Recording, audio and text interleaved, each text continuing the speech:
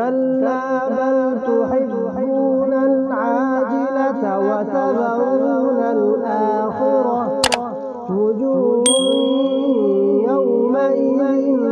ناظرة إلى ربها ناظرة ووجوه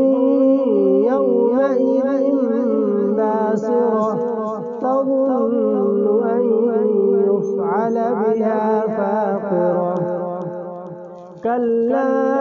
إذا بلغت التراقي وقيل من راق